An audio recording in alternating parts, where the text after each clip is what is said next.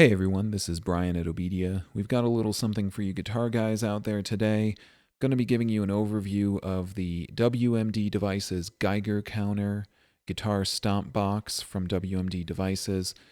Just tell you what this stomp box is all about, show you some sound examples with it, and just how to make use of it, talk about the inputs and the controls on it and everything like that. Very cool looking box, really solid design. One-piece metal, has a removable back for powering it up. Easy inputs, very easy controls. Real simple to add to your rig, I would think. I also really dug the packaging that it came in. Has this very kind of DIY look to it. The name is spray painted right here on it, which I thought was pretty cool. And inside, I found the instruction manual as well. So you get a printed instruction manual. You can also get it in PDF form from WMD's Devices, which is WMDdevices.com. So let's dive in, talk a little bit about the Geiger counter, and show you what it does.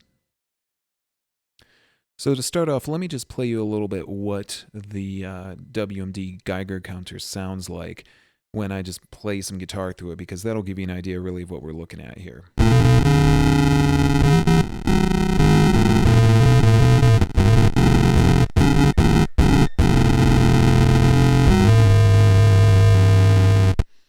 All right, so I'm literally just playing normal chords right there, and you can tell this sounds like just total sonic destruction.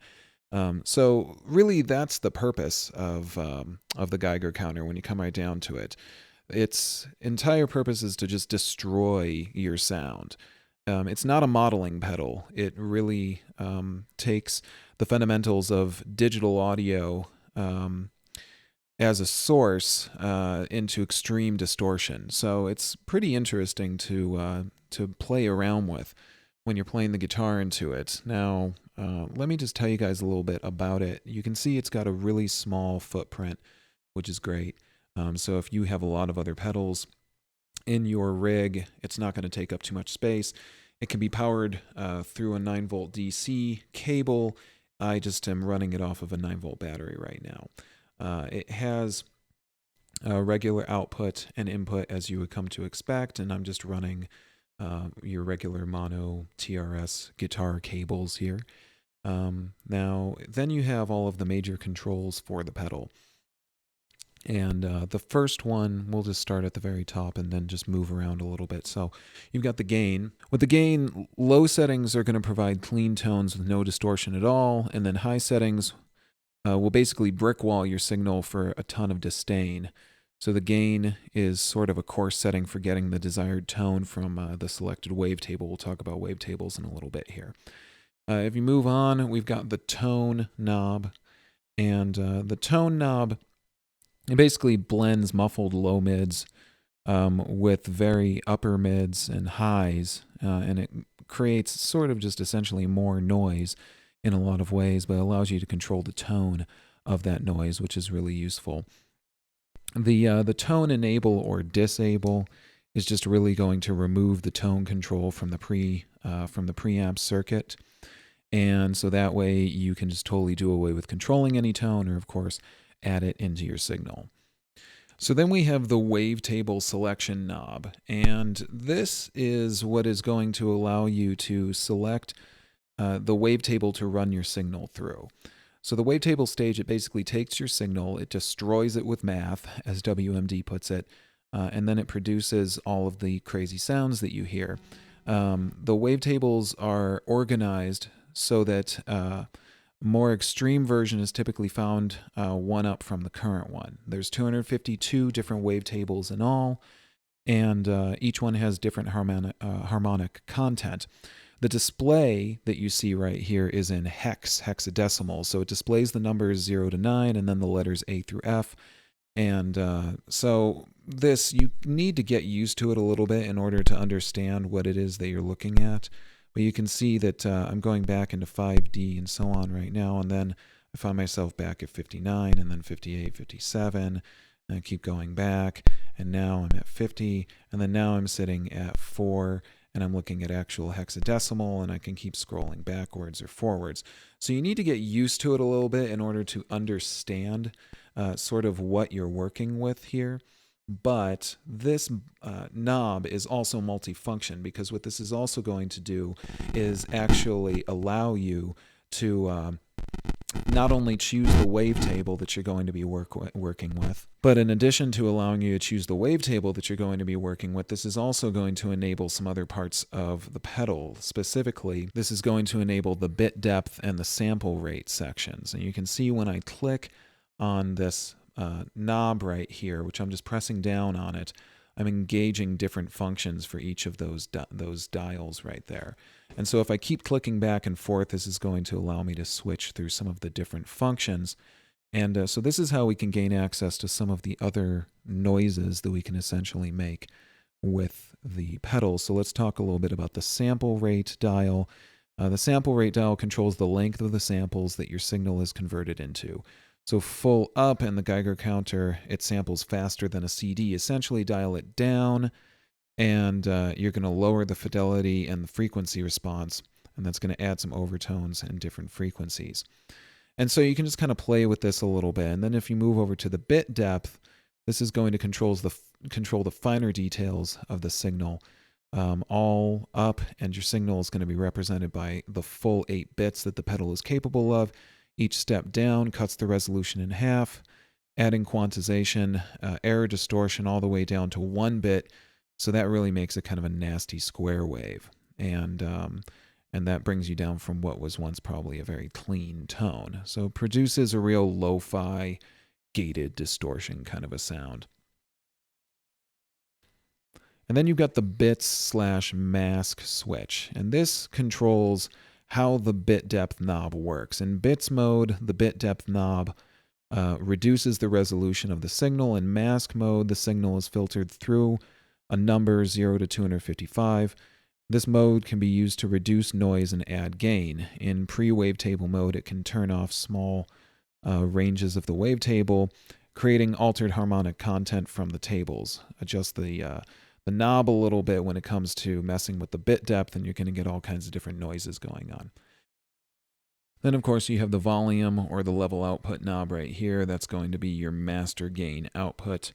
And you have your stomp button, which is going to allow you to enable or disable the pedal. So it's very straightforward and easy to use. Let's play a little bit here and just kind of get an idea of some of the noise that we can make using the Geiger counter. Now, the thing I should tell you about this is that if you're a guitarist, it's really going to depend on how much noise you want to be making, in any kind of style that you're working with. I could see this being really cool for maybe somebody who does live electronics and various things like that. I've known a lot of folks who do that, to use stomp boxes, and I think it could be really useful for just about anybody who is maybe also not a guitarist. But we are playing guitar here today, so let's go ahead and run a little bit in and see what this sounds like and just fool around with some settings.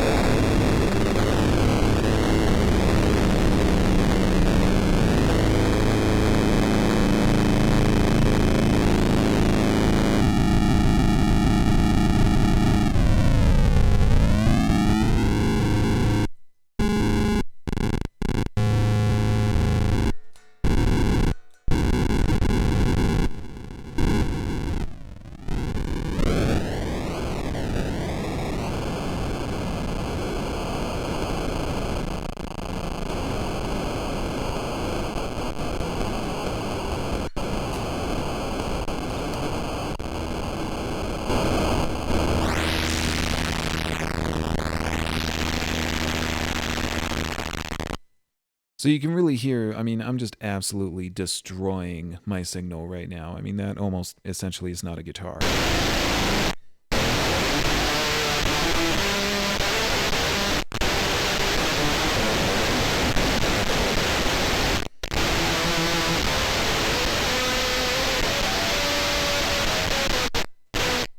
I do think that if you want to make a number of sounds that people are just absolutely not going to expect, you could have a lot of fun with this one. Probably the hardest thing about it is the fact that you need to be very hands-on. You'll notice that I'm playing here.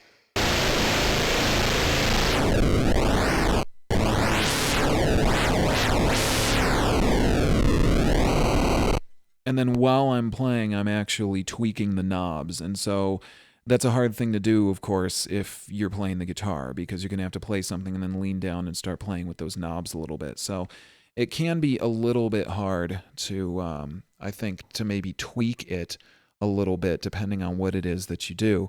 Now, there is one other thing that I should mention, which is that you will notice that there is a control voltage input on the WMD. And so that'll give you control voltage over the sample rate, bit depth, or both of them simultaneously. And so if you have something that you use that can send control voltage, you can actually cable in to the CV input, and you could control some of the sample rate and the bit depth simultaneously, or individually. You could control them using CV. So that's pretty cool, and that would probably allow for someone who really likes to spend a little more time tweaking their rig to dial in and do some sort of automation with the pedal. So that's something that probably you would want to do if you were going to be spending a little bit of time with the Geiger counter in your rig. But I personally think that if you just want to make a ton of noise and really kind of blow people's minds, this is a great way to go.